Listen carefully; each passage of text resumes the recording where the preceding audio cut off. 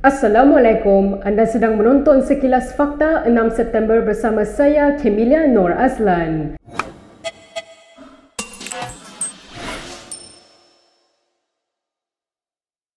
Parti Muda hari ini secara rasmi menyuarakan hasrat mereka untuk menyertai Pakatan Harapan. Presidennya Syed Saddiq Syed Abdul Rahman berkata, perbincangan tidak rasmi mengenai perkara itu telah dilakukan bersama pimpinan tertinggi PH. Dan perbincangan itu sudah bermula sejak beberapa bulan yang lepas. Sebaik sahaja apabila tamat pilihan raya negeri Johor. Seperti saya kongsikan, perbincangan dengan Ketua Pembangkang Datuk Seri Anwar Ibrahim adalah pada minggu lepas, dengan pimpinan keadilan bersama dengan juga daripada DAP dan Amanah beberapa kali. Tapi ini sejak sebaik sahaja tamat pilihan raya negeri Johor. Tapi ini perbincangan tidak rasmi. Sebab itu selepas keputusan rasmi telah pun dibuat di peringkat muda, the next step is to have formal discussions on the way forward. Syed Saddiq berkata demikian dalam sidang media di Kuala Lumpur hari ini selepas pertemuan dengan kepimpinan Parti Muda. Menurut ahli Parlimen MUA itu, penyertaan mereka ke dalam PH bukan sekadar untuk pembahagian kerusi tetapi atas prinsip perjuangan yang sama. Sementara itu, pengarah pilihan raya muda yang baru dilantik, Amirah Aisyah Abdul Aziz berkata, parti itu menjangkakan akan bertanding tidak kurang daripada 15 kerusi parlimen. Muda juga akan memberikan fokus untuk mempertahankan kerusi MUA.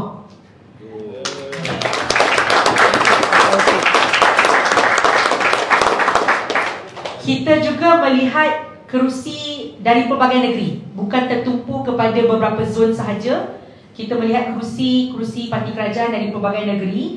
Kita juga ada pasukan yang sangat kuat di wilayah Sabah dan wilayah Sarawak. Jadi muda akan pastikan apa-apa yang terjadi, kita akan meletakkan calon di Kepulauan Borneo, khususnya calon di wilayah Sabah. Terdahulu, pengerusi PH Anwar Ibrahim berkata gabungan itu masih belum membincangkan mengenai kerjasama dengan muda. Anwar yang juga Presiden PKR memaklumkan penyertaan muda juga belum dibincangkan Majlis Presiden PH setakat ini. Ketua Penerangan PKR Fahmi Fazil sebelum ini dilaporkan berkata PH dijangka akan membuat pengumuman dalam masa terdekat mengenai kedudukan serta pendirian berhubung kerjasama dengan parti lain dalam menghadapi PRU ke-15. Free Malaysia Today melaporkan, Fahmi berkata PH tidak menolak kemungkinan ruang akan dibuka untuk muda menyertai gabungan itu meskipun soal kerusi belum diputuskan. Sementara itu, dalam reaksi segeranya, Ketua Pemuda PKR Adam Adli berkata hasrat muda itu perlu melalui keempat-empat parti komponen PH terlebih dahulu, iaitu PKR, Amanah, DAP dan UPKO sebelum ia diputuskan. Menurut Adam, setakat ini juga AMK masih belum mengadakan sebarang perbincangan di luar Pakatan Harapan dan fokus utama mereka ketika ini adalah untuk memperkasakan parti menjelang PRU ke-15. Kita ke perkembangan berikutnya. Pemenjaraan bekas Perdana Menteri Najib Razak tidak cukup untuk membersihkan UMNO daripada budaya rasuah, kata Dr. Mahathir Mohamad. Pengerusi pejuang itu berkata rasuah dalam parti itu telah melata dari pucuk pimpinan hingga ke peringkat akar umbi. Dalam satu hantaran di Facebooknya, bekas Presiden UMNO selama 22 tahun itu juga berkata parti itu perlu ditolak secara keseluruhan dalam PRU ke-15 nanti. Dalam pada itu, Mahathir mengkritik pemimpin dan ahli UMNO yang menuduh Najib dianiaya dan mahkamah telah bertindak tidak adil terhadapnya. Katanya tidak ada kes seperti itu dalam sejarah negara apabila semua hakim bersetuju bahawa bekas Perdana Menteri itu bersalah.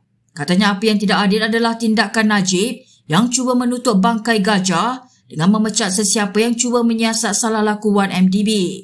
Awal hari ini, gabungan yang dipelopori Mahathir, Gerakan Tanah Air GTA, menghantar permohonannya untuk didaftarkan secara rasmi dengan Jabatan Pendaftaran Pertubuhan. GTA berharap permohonan mereka akan diluluskan dalam tempoh 30 hari tanpa sebarang campur tangan daripada kerajaan.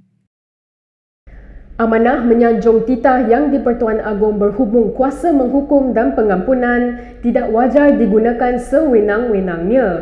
Parti itu percaya baginda akan terus mempertahankan prinsip itu ketika mempertimbangkan permohonan pengampunan diraja terhadap Najib Razak.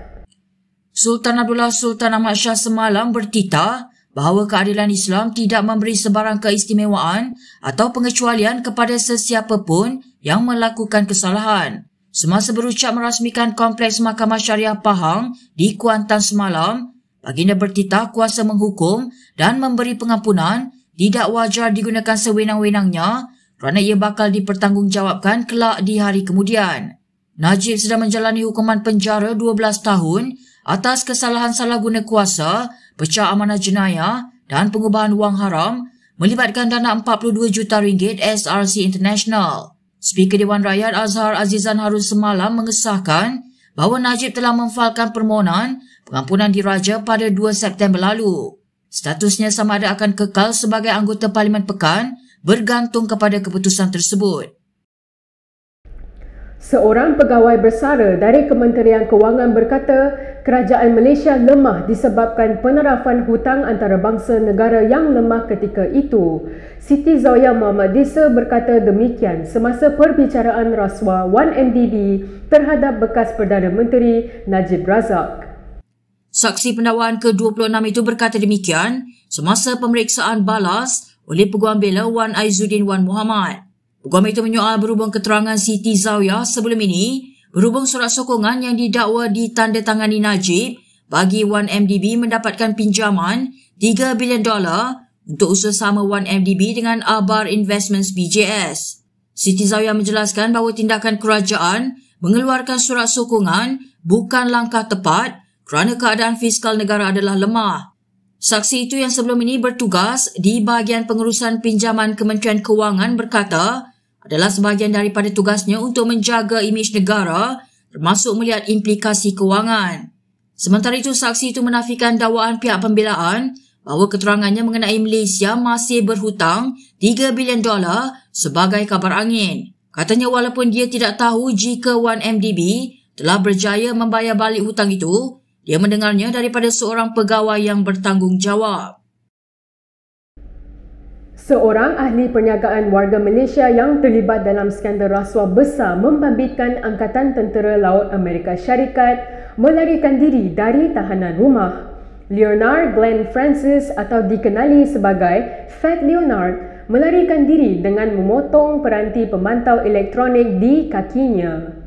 Akhbar San Diego Union Tribune yang memetik timbalan Panglima Tentera Laut Omar Castillo sebagai berkata, polis telah ke rumahnya pada pagi Ahad dan mendapati ia kosong. Leonard berasal dari Pulau Pinang, telah bekerjasama dengan penyiasat Amerika Syarikat dan diletakkan di bawah tahanan rumah sebelum dijatuhkan hukuman pada 22 September ini.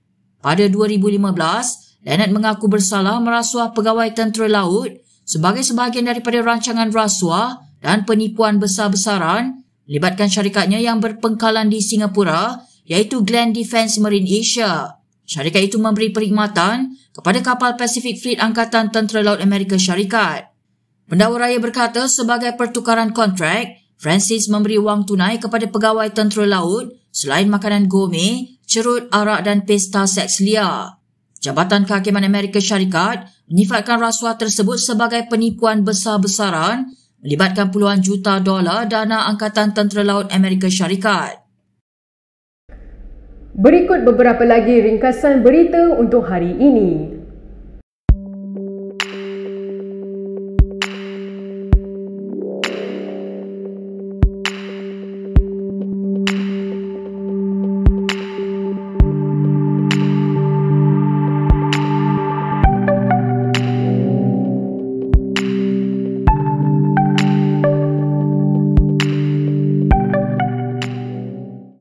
Sekian sahaja daripada saya, Kemilia Nur Azlan untuk Sekilas Fakta. Untuk lebih banyak berita, anda boleh melayari kinitv.com.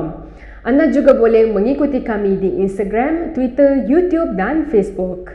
Salam hormat dan jumpa lagi.